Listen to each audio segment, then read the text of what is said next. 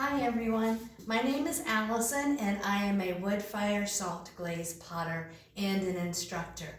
And I just wanted to say hello, share a couple of things with you that I have been working on in the studio. I am not in the classroom right now. I miss being in the classroom and I really do miss being with my students and sharing with them what I do and how I make pots here in my Maryland studio. And I do enjoy building pots by hand in addition to throwing them on my kick wheel.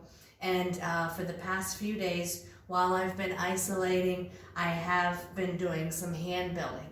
And I start with very thick slabs of clay, and I drape the slabs over these molds that I threw on the wheel, and they have been bisque fired. And I've already attached one handle to this large hand-built tray, and I'd like to show you how I do the handles, and I'll do another one. But I enjoy making these pots, and I try to well, I don't try, I do. I make pots that will eventually have a job and that you can use in the kitchen and or the garden, which I'm really excited about. And this pot, I imagine it could be carried out to the garden. It's going to have these generous handles, and I envision it at some point to be filled with all different colors of heirloom cherry tomatoes and maybe some little herbs or pickling cucumbers. And you can gather with these hand-built trays, or you can display your veggies and herbs on a countertop, because these pots live quite well on your countertop and or tabletop. So I want to go ahead and roll out another handle. I start with a coil of clay like this, and I use my forearm to lengthen the coil. And I'm kind of envisioning a dog bone in my head, and so I'm putting a little bit more pressure on the inside or the center of the coil.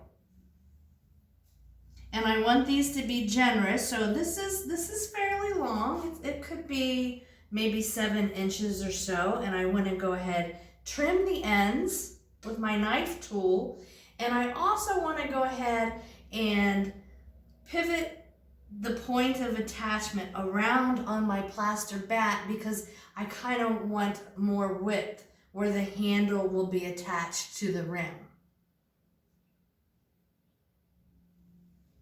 And I do enjoy hand building.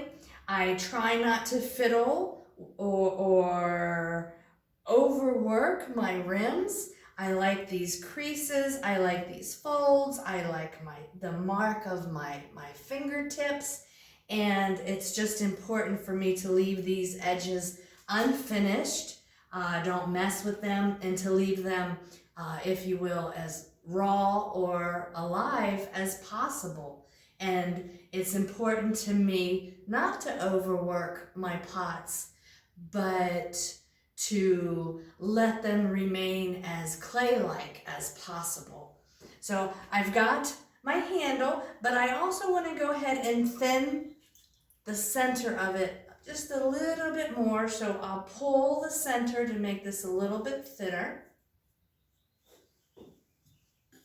I will go ahead and use my rib, my serrated rib, to sort of score the rim a little bit where I want to attach the handle.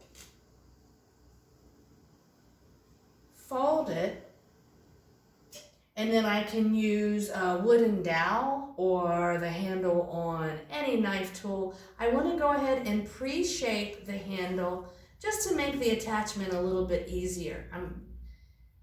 And then I'll score this as well.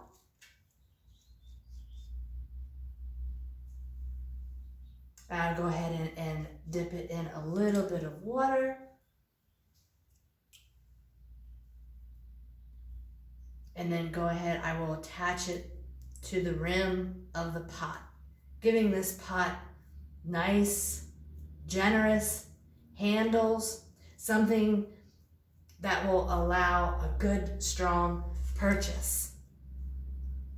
And I don't want to fiddle with the handle that much, just like I didn't want to overwork the body of the pot. I want to leave these seams. I don't want to smooth them. I just want to make sure they have a very strong, secure attachment. And then I look at the negative space, and that's important to me. I want to go ahead and wet my index finger and sort of open this up a little bit more, just to give you even a more purchase when you carry this pot, hopefully out to your garden or in the kitchen filled with homemade rolls or fruit. And I think that's a very good, ample amount of space, good negative space. I leave these seams as they are. Like I mentioned before, I want this pot to stay clay-like. I want to show evidence of process, which is very important to me. So I will leave all of these lines. And I'm thinking about shadows as well, how important shadows are to our pots and the strong roles that shadows play in our pots. And I think these lines make nice shadows.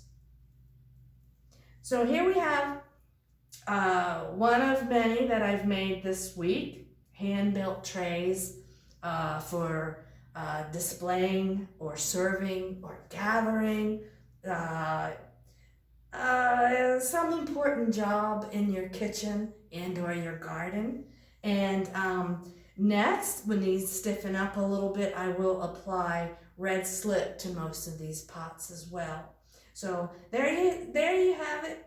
I shared with you how I attach handles to my hand-built forms, and I hope you enjoyed that. And thank you, and be safe and take care, and I hope to be back in the classrooms real soon. Thanks.